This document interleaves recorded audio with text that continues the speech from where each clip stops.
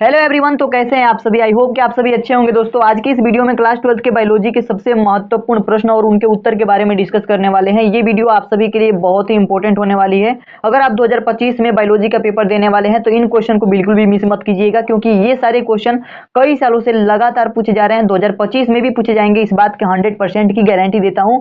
इस क्वेश्चन को तैयार करके आप अपने बोर्ड एग्जाम में बहुत ही बेहतरीन फोड़ सकते हैं। इस सारे क्वेश्चन के उत्तर को जरूर देखिएगा अच्छे से। मैं एक एक क्वेश्चन के उत्तर मैं बहुत ही आसान भाषा में लिख करके लाया हुआ हूं आप सभी के लिए। ठीक है, पहले प्रश्न से शुरू करेंगे और जितने भी सारे प्रश्न हैं उन सभी प्रश्नों के उत्तर को हम समझेंगे। तो देखिए, इसमें पहला प्रश्न हम सभी का है, अनुवंशिक कूट क्या है, इसकी विशेषताएं लिखिए। ठीक है, तो सबसे पहला प्रश्न है हमारे पास, अनुवंशिक कूट क्या है। आप जो है यहाँ पे प्रूफ देख सकते हैं, 2015 में, 16 में, 17 में, 18 में, 19 में, 20 में, 22 में और 23 में पूछा हुआ प्रश्न है। यानी कि लगातार कई सालों से ये प्रश्न पूछा जा रहा है। इस प्रश्न को तैयार करना आप सभी के लिए बहुत ही इंपॉर्टेंट है। तो पहले प्रश्न में अगर पूछा गया है कि अनुवंशिक कूट क्या है, फिर से पूछा गया है इसकी विशेषताएं।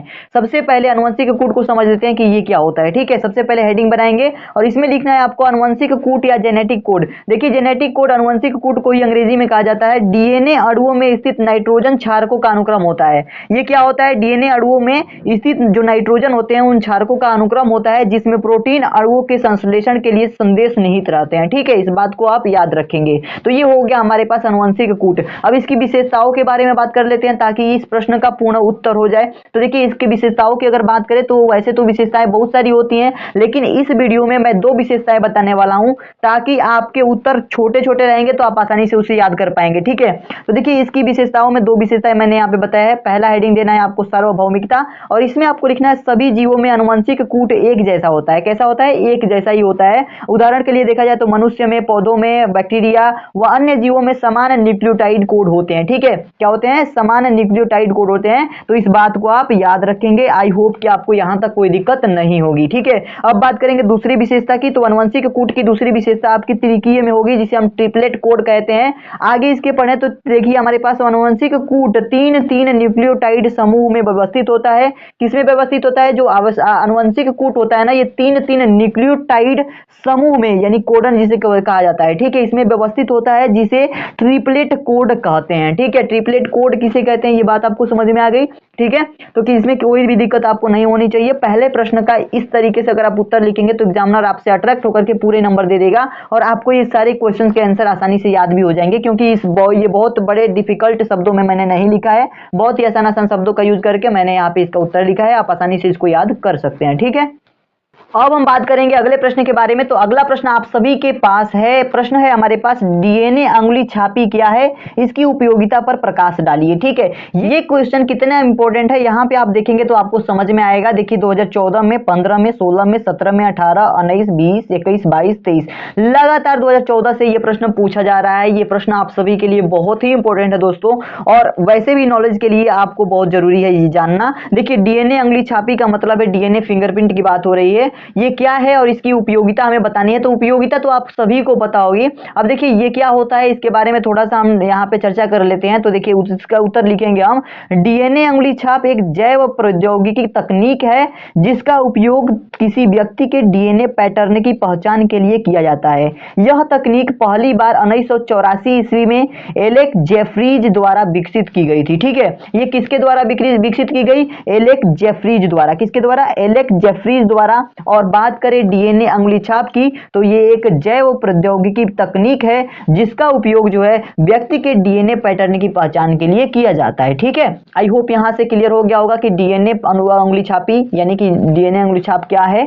ठीक है, ये क्लियर हो गया। अब इसकी उपयोगिता की बात करें तो बच्चा इसकी उपयोगिता को जानता होगा। जैसे कि अगर बलात्कार होता है तो डीएनए से ही मैच करा करके अपराधी को पकड़ा जाता है। हत्या हो गई, चोरी हो गई, तो इस सभी मामलों में जो है अपराधी को पकड़ने में हमें मदद मिलती है। किससे, डीएनए अंगुली छापी से। ठीक है, अगला जो हमारे पास इसकी उपयोगिता होगी, पास अनुवंशिक विकारों की पहचान व अनुवंशिक बीमारियों के निदान में सहायता करता है इत्यादि। ठीक है, तो ये जो डीएनए अंगुली छापी है ये हमें सहायता करता है अनुवंशिक विकारों की पहचान में या अनुवंशिक बीमारियों को दूर करने में। ठीक है, तो आई होप कि यहाँ पे ये इस प्रश्न का उत्तर भी आपको क्लियर हो गया होगा, आसानी से समझ में आ गया होगा और याद भी हो गया होगा। अब हम अगले प्रश्न की तरफ मूव करेंगे।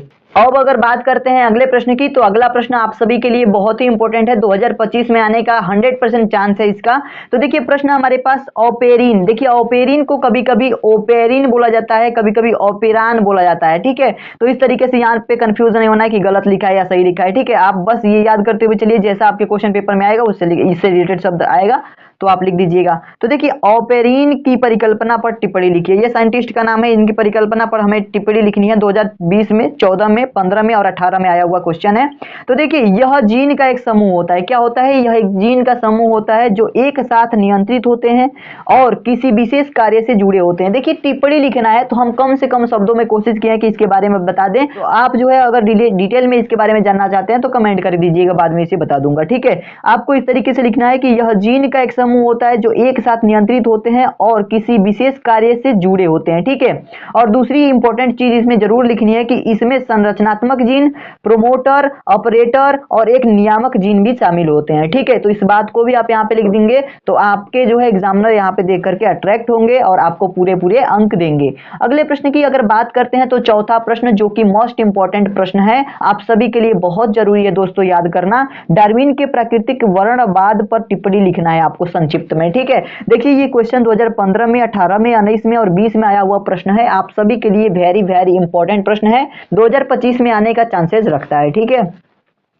तो इस प्रश्न का उत्तर आपको कैसे देना है, देखिए लिखेंगे सबसे पहले इसमें प्रकृति वर्णवाद के बारे में पूछा है तो इसके इतिहास के बारे में थोड़ा सा जान लेते हैं। तो इसमें लिखना है चार्ल्स डार्विन ने 1859 ईस्वी में अपनी प्रसिद्ध पुस्तक, इसकी एक प्रसिद्ध पुस्तक थी जिस पुस्तक का नाम था on the origin of species, ठीक है। इस पुस्तक में प्राकृतिक वर्ण का सिद्धांत प्रस्तुत किया। यह सिद्धांत बताता है कि जीवों की प्रजातियां समय के साथ बदलती हैं और सबसे उपयुक्त जीव ही जीवित रहते हैं, ठीक है। जो सबसे उपयुक्त जीव होते हैं वही जीवित रहते हैं। On the origin of species इस बुक का नाम है, तो इसको भी याद रखेंगे आप। चार्ल्स डार्विन ने 1859 में ये पुस्तक लिखी थी। ये इतिहास पढ़ने के बाद से आपको क्या करना है, इसके कुछ सिद्धांतों को याद रखना है जो चार्ल्स ने दिए थे। तो इसने कुछ सिद्धांत भी बताए थे, जैसे कि पहला है उत्परिवर्तन, दूसरा है संघर्ष। इन दोनों के बारे में थोड़ा थोड़ा आपको लिख देना है। उत्परिवर्तन की बात करें तो प्रत्येक जीव के संतान में कुछ भिन्नताएं पाई जाती हैं जो अनुवंशिक कारणों से होती है। ये बात किसमें लिखी गई है, on the origin of species जो बुक है चार्ल्स डार्विन का, उसी में लिखा हुआ है ये बात, ठीक है। प्रत्येक जीव के संतान कुछ भिन्नताएं पाई जाती है, प्रत्येक जीव के संतान में, चाहे वो किसी भी कोई भी जीव हो, चाहे मनुष्य के हो, चाहे पौधों के हो या फिर किसी भी चीज के, ठीक है। तो वहां पे भिन्नताएं पाई जाएंगी जो अनुवंशिक कारणों की वजह से होती है। संघर्ष की बात करें तो संसाधन सीमित होते हैं, संसाधन क्या होते हैं, सीमित होते हैं, इसलिए जीवों के बीच भोजन, स्थान व प्रजनन के लिए प्रतिस्पर्धा होती रहती है, ठीक है। तो ये तो जाहिर सी बात है, कॉमन सेंस वाले भी समझ रहे होंगे इस बात को। तो यहाँ पे इन दोनों को भी जरूर लिखना है, ये सिद्धांत है इसके, ठीक है। आई होप कि आपको ये क्लियर हुआ होगा। संक्षिप्त में आपको टिप्पणी लिखना था तो इससे ज्यादा लिखेंगे तो कोई फायदा नहीं होने वाला, इतना ही लिख दीजिएगा, आपका जो है एग्जामिनर समझ जाएगा कि इसके बारे में आपको नॉलेज है, ठीक है। अब हम अगले प्रश्न के बारे में बात करते हैं। ये सारे प्रश्न आपके 3-3 नंबर में आने वाले हैं, आप सभी लोग इन सभी प्रश्नों को जरूर याद कर लीजिएगा, ठीक है। अब हम बात करते हैं अगले प्रश्न के बारे में जो आप सभी के लिए वेरी वेरी इंपॉर्टेंट है। पांचवा प्रश्न हमारे पास है, अनुकूलनी विकिरण के एक उदाहरण का वर्णन कीजिए, ठीक है। अनुकूलनी विकिरण के बारे में हमें पूछा जा रहा है, तो इसमें सबसे पहले हम समझ लेते हैं कि अनुकूलनी विकिरण होता क्या है।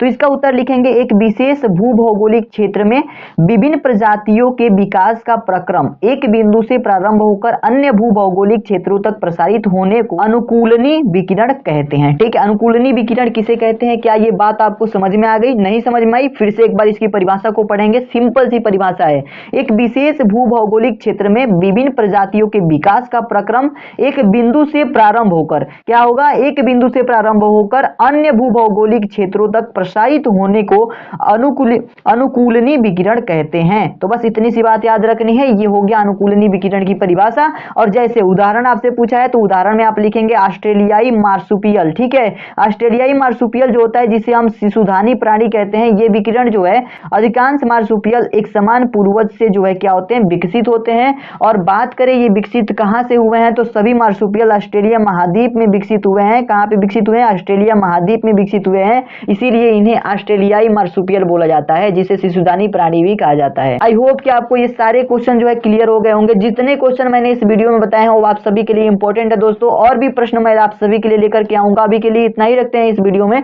मिलते हैं एक नई वीडियो में नए इंपॉर्टेंट क्वेश्चन के साथ, तब तक के लिए धन्यवाद दोस्तों।